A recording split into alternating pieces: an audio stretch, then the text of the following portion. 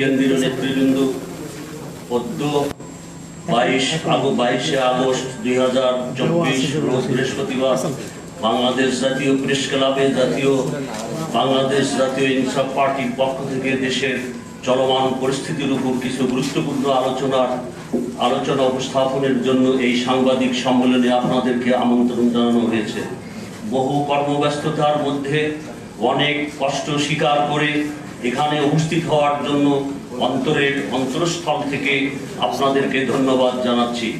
এই সাংবাদিক সম্মেলনে জাতীয় ইনসাফ পার্টির প্রতিষ্ঠার ইতিহাস, লক্ষ্য, উদ্দেশ্য, কার্যক্রম প্রসঙ্গে সম্যক ধারণা দেওয়া প্রয়োজন।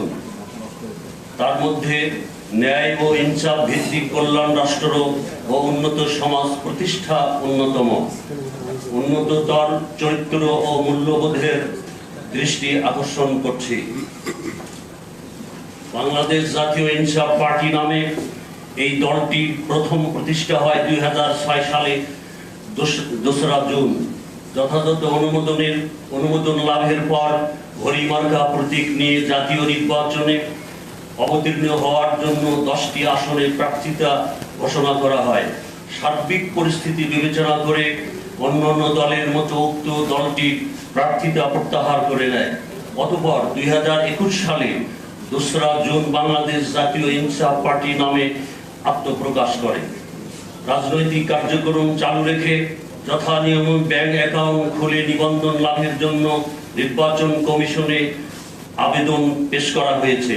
সম্মানিত সুধী, আজ সমাজের প্রতিটি বিভাগে হাহাকার, ভোট জালিয়াতি, স্বেচ্ছাচারিতা, জুলুম, অত্যাচার, বিচার ব্যবস্থার অনিয়ম, সংবিধান লঙ্ঘন, স্বৈরতন্ত্র ও ভিন্ন মতের ব্যক্তিদের রাজনৈতিক মোকাবেলা না করে কণ্ঠরোধ, অগণতান্ত্রিক আচরণ, গুম, খুন, নিখোঁজ করার মতো ঘটনা ও পুলিশি নির্যাতন ও মানবাধিকার লঙ্ঘনের শ্বাসরুদ্ধকর পরিবেশ সৃষ্টি করা হয়েছে।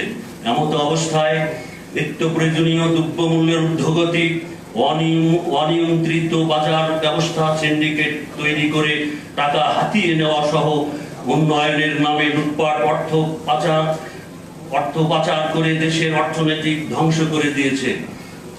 এহেন পরিস্থিতিতে দেশের নৈতিক শিক্ষার উন্নয়ন ও জাতির ঐক্য গ্রহণের মাধ্যমে দেশের প্রতিটি সুনাগরিকের জন্য ন্যায় ও ইনসাফ ভিত্তিক সমাজ ব্যবস্থা, ইসলামী মূল্যবোধ, দেশের মানুষের সার্বিক নিরাপত্তা বিধান সরকারের নৈতিক দায়িত্ব।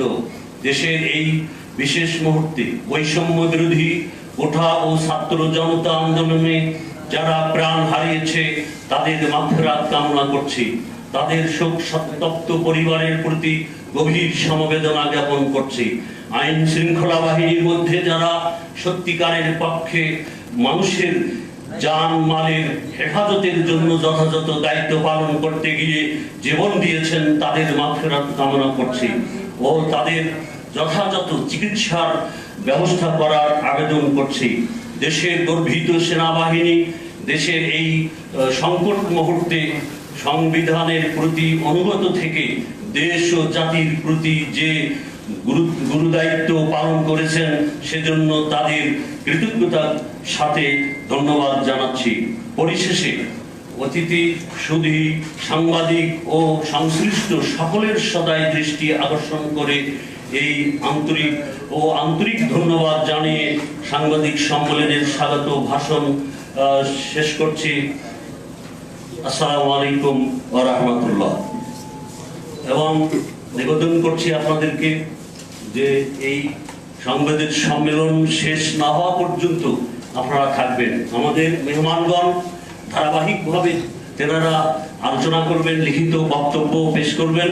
যতক্ষণ পর্যন্ত অনুষ্ঠান শেষ না হয়েছে ততক্ষণ পর্যন্ত সুশৃঙ্খলভাবে আপনাদেরকে অবস্থান করার জন্য অনুরোধ রেখে আমি আবারও আপনাদের সুস্বাস্থ্য কামনা করে বিদায় নিচ্ছি। আসসালামু আলাইকুম ওয়া রাহমাতুল্লাহ।